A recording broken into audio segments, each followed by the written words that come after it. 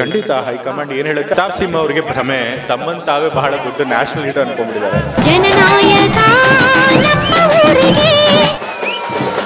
CM ಸಿದ್ದರಾಮಯ್ಯರವರು ರೂಪಿಸಿರುವ ಜನತಾ ದರ್ಶನ ಕಾರ್ಯಕ್ರಮ ಜನಸಾಮಾನ್ಯರ ಸಮಸ್ಯೆಗಳನ್ನು ಪರಿಹರಿಸಲು ತಾಲೂಕು ಮಟ್ಟದ ಅಧಿಕಾರಿಗಳು ಮತ್ತು ಜನಪ್ರತಿನಿಧಿಗಳೊಂದಿಗೆ ಇಂದು ಮಾಜಿ ಶಾಸಕ ಹಾಗೂ ಕೆಡಿಪಿಯ ಜಿಲ್ಲಾ ಮತ್ತು ತಾಲೂಕು ಪಂಚಾಯತ್ ಸದಸ್ಯರು ಹಾಗೂ ವರುಣ ವಿಧಾನಸಭಾ ಕ್ಷೇತ್ರದ ಆಶ್ರಯ ಸಮಿತಿಯ ಅಧ್ಯಕ್ಷರಾದ ಸನ್ಮಾನ್ಯ ಡಾಕ್ಟರ್ ಯತೀಂದ್ರ ಸಿದ್ದರಾಮಯ್ಯ ಅವರು ಇಂದು ವರುಣ ವಿಧಾನಸಭಾ ವ್ಯಾಪ್ತಿಗೆ ಬರುವಂತಹ ಲಲಿತಾದ್ರಿಪುರ ಗ್ರಾಮಕ್ಕೆ ಭೇಟಿ ನೀಡಿ ಜನರ ಕುಂದುಕೊರತೆ ಸಮಸ್ಯೆಗಳನ್ನು ಬಗೆಹರಿಸಿದರು. ಕಾರ್ಯಕ್ರಮಕ್ಕೆ ಬರುವ ಮುನ್ನ ಡಾಕ್ಟರ್ ಯತೀಂದ್ರ ಸಿದ್ದರಾಮಯ್ಯ ಅವರನ್ನ ಸಕಳ್ಳಿ ಬಸವರಾಜ್, ಹಿರಿಯ ಕಾರ್ಯದರ್ಶಿ, ಮೈಸೂರು ಜಿಲ್ಲಾ ಕಾಂಗ್ರೆಸ್ ಇವರು ದೊಡ್ಡ ಸೇಬಿನ ಹಾರ ಹಾಕುವುದರ ಮೂಲಕ ಗ್ರಾಮಕ್ಕೆ ಬರಮಾಡಿಕೊಂಡರು.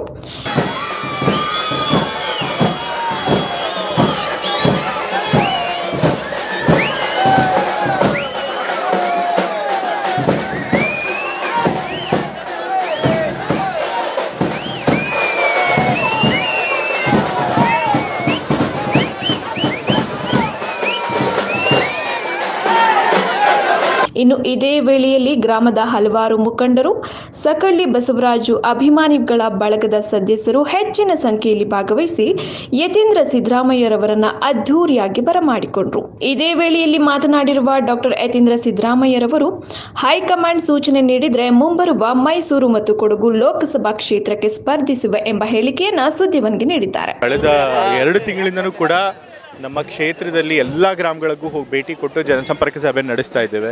ಅದೇ ರೀತಿ ಲಲಿತಾದ್ರಿಪುರದಲ್ಲೂ ಇವತ್ತು ಜನಸಂಪರ್ಕ ಸಭೆ ನಡೆಸಕ್ಕೆ ಬಂದಿದೆ. ಸರ್, ಮನೆ ಸಂಸದರು ಹೇಳ್ತಾರೆ ಪುತ್ರನ ರಾಜಕೀಯ ಭವಿಷ್ಯಕ್ಕೋಸ್ಕರ ಸಿದ್ದರಾಮಯ್ಯನ ವೈಯಕ್ತಿಕ ಟಾರ್ಗೆಟ್ ಮಾಡಿದ ಪ್ರತಾಪ್ ಸಿಂಹ ಹೇಳ್ತಾರೆ. ಪ್ರತಾಪ್ ಸಿಂಹ ಅವರಿಗೆ ಭ್ರಮೆ, ತಮ್ಮನ್ನು ತಾವೇ ಬಹಳ ದೊಡ್ಡ ನ್ಯಾಷನಲ್ ಲೀಡರ್ ಅನ್ಕೊಂಡ್ಬಿಟ್ಟಿದ್ದಾರೆ.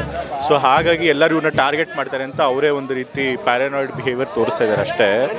ಇವರು ದೊಡ್ಡ ಲೀಡರ್ ಅಲ್ಲ, ಇವ್ರನ್ನ ಮುಖ್ಯಮಂತ್ರಿ ಟಾರ್ಗೆಟ್ ಮಾಡೋದಕ್ಕೆ. ಮತ್ತೆ ತಂದೆಯವರು 45 ವರ್ಷಗಳ ತಮ್ಮ ದೀರ್ಘ ರಾಜಕೀಯ ಇದರೊಳಗೆ ಜೀವನದಲ್ಲಿ ಯಾವತ್ತೂ ಕೂಡ ಆ ರೀತಿ ಕೀಳು ಮಟ್ಟದ ರಾಜಕಾರಣ ಮಾಡಿಲ್ಲ. ತಮ್ಮ ಎದುರಾಳಿ ರಾಜಕಾರಣಿಗಳ ಬಗ್ಗೆ ಸುಳ್ಳು ಕೇಸ್ ಹಾಕಿಸಿ ಅಥವಾ ಅಧಿಕಾರ ದುರುಪಯೋಗ ಪಡಿಸಿ ಅವ್ರಿಗೆ ತೊಂದರೆ ಕೊಡುವಂಥ ಕೆಲಸ ಯಾವತ್ತೂ ಮಾಡಿಲ್ಲ, ಹಿಂದೆನೂ ಮಾಡಿಲ್ಲ, ಈಗಲೂ ಮಾಡಬೇಕಂತ ಅವಶ್ಯಕತೆ ಇಲ್ಲ. ಅವ್ರು ತಮ್ಮ ಮಾಡಿರೋ ತಪ್ಪಿಗೆ ಎಲ್ಲಿ ಜನ ತಪ್ಪಾಗಿ ತಿಳ್ಕೊಳ್ತಾರೆ ಅಂಥೇಳಿ ನಮ್ಮ ಮೇಲೆ ತಪ್ಪುಗಳನ್ನು ಹೊರಿಸುವಂಥ ಕೆಲಸ ಮಾಡ್ತಾ ಇದ್ದಾರೆ. ಸೊ ಹಾಗಾಗಿ ಜನಕ್ಕೆ ಗೊತ್ತಿದೆ. ಮತ್ತು ಕಾನೂನು ಯಾರು ತಪ್ಪು ಮಾಡಿದ್ದಾರೆ ಅವ್ರ ಮೇಲೆ ಕ್ರಮ ತೆಗೆದುಕೊಳ್ಳುತ್ತೆ. ಅವರು ಕೋರ್ಟಲ್ಲಿ ಸಾಬೀತಾದರೆ ಅವ್ರಿಗೆ ಶಿಕ್ಷೆ ಆಗುತ್ತೆ. ಸೊ ಇದರೊಳಗೆ ನಮ್ಮ ಕೈವಾಡ ಏನೂ ಇರೋದಿಲ್ಲ. ಹೇಳ್ತಿರೋದು BJPಗಳು ಯಾವಾಗಲೂ ಹೇಳ್ತಿರ್ತೀನಿ, BJP ಜನ ಇದ್ದಾರಲ್ಲ ದೊಡ್ಡ ಹಿಪೋಕ್ರಿಟ್ಗಳು. ಅವ್ರಿಗೆ ಯಾವತ್ತೂ ಕೂಡ ತಪ್ಪು ಅವ್ರು ಮಾಡ್ತಾರೆ, ಆದರೆ ತಾವು ಮಾಡಿರೋ ತಪ್ಪನ್ನ ಬೇರೆಯವ್ರ ಮೇಲೆ ಹೊರಿಸುವಂಥ ಕೆಲಸ ಮಾಡ್ತಿರ್ತಾರೆ.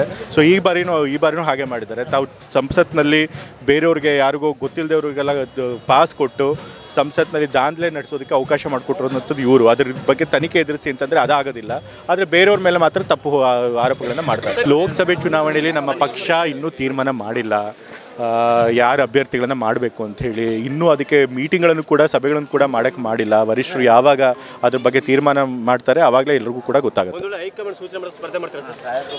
ಖಂಡಿತ ಹೈಕಮಾಂಡ್ ಏನು ಹೇಳುತ್ತೆ ಅದನ್ನು ಕೇಳಲೇಬೇಕಾಗುತ್ತೆ. ಶಾಲೆಯಲ್ಲಿ ಬಸವರಾಜಿಯವರು ಕಂಪ್ಯೂಟರ್ಗಳನ್ನ ಡೊನೇಟ್ ಮಾಡ್ತಿದ್ದಾರೆ. ಹಾಗಾಗಿ ಕಂಪ್ಯೂಟರ್ಗಳನ್ನ ಸ್ಕೂಲ್ಗೆ ಅರ್ಪಿಸಬೇಕು ಅಂತ ಹೇಳಿ ಬಂದಿದ್ದೇವೆ. ನಮ್ಮ ಲಲಿತಾದ್ರಿಪುರ ಶಾಲೆಯಲ್ಲಿ ವರ್ಷಗಳಿಂದ ಒಂದು ಬೇಡಿಕೆ ಇದೆ.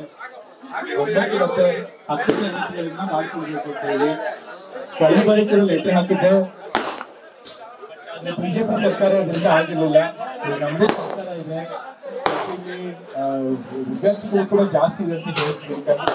ಎಲ್ಲ ಅರ್ಜಿಗಳನ್ನು ಉಳಿಸ್ಕೊಳ್ತೀನಿ, ಪ್ರತಿಯೊಬ್ಬರ ಅರ್ಜಿಗಳನ್ನು ಉಳಿಸ್ಕೊಳ್ತೇನೆ, ಎಲ್ಲರಿಗೂ ಉಳಿಸ್ಕೊಳ್ತೀನಿ. ಕೂತ್ಕೊಳ್ಳಿ, ಚೇರ್ ಹಾಕಿದ್ರೆ ಕೂತ್ಕೊಳ್ಳಿ, ಎಲ್ಲರೂ ಕೂತ್ಕೊಳ್ತೇನೆ.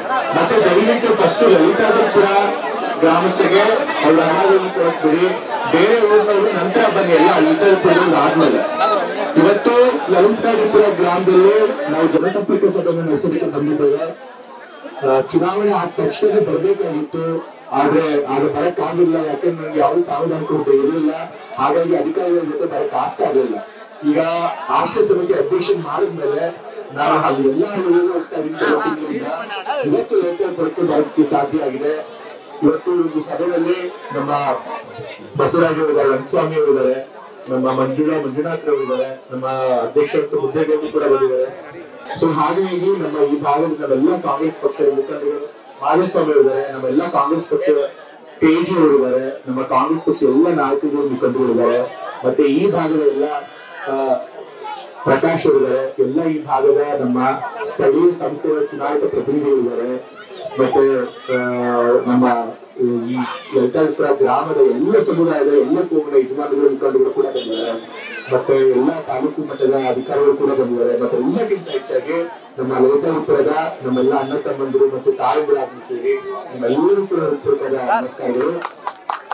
ಈ ಸಭೆ ಪ್ರಾರಂಭ ಮಾಡೋದಕ್ಕಿಂತ ಮುಂಚೆ ನಾನು ಮೊದಲು ಲಲಿತಾಪುರದ ಎಲ್ಲ ನಮ್ಮ ಆತ್ಮೀಯ ಮತದಾರ ಬಾಂಧವರಿಗೆ ಮೊದಲು ಕೃತಜ್ಞತೆಗಳು ಸಲ್ಲಿಸಬೇಕು. ಯಾಕೆಂತಂದ್ರೆ ಚುನಾವಣೆಯಲ್ಲಿ ನೀವು ಅತ್ಯಂತ ದೊಡ್ಡ ಮಟ್ಟದ ಮತದ ಅಂತರದಿಂದ ತಂದೆಯನ್ನು ಗೆಲ್ಲಿಸ್ಕೊಟ್ಟಿದ್ದೀರಿ.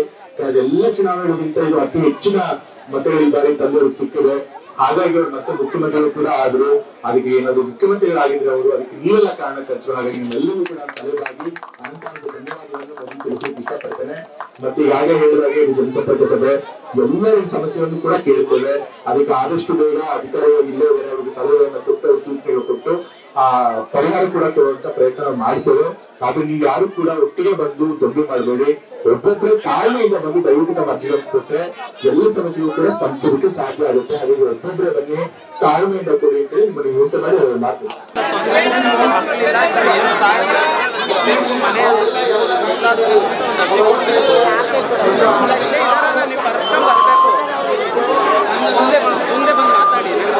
ಮುಂದೆ ಬಂದು ಮಾತಾಡಿ, ನೀವು ಮಾತಾಡಿ ಹೋಗಿ.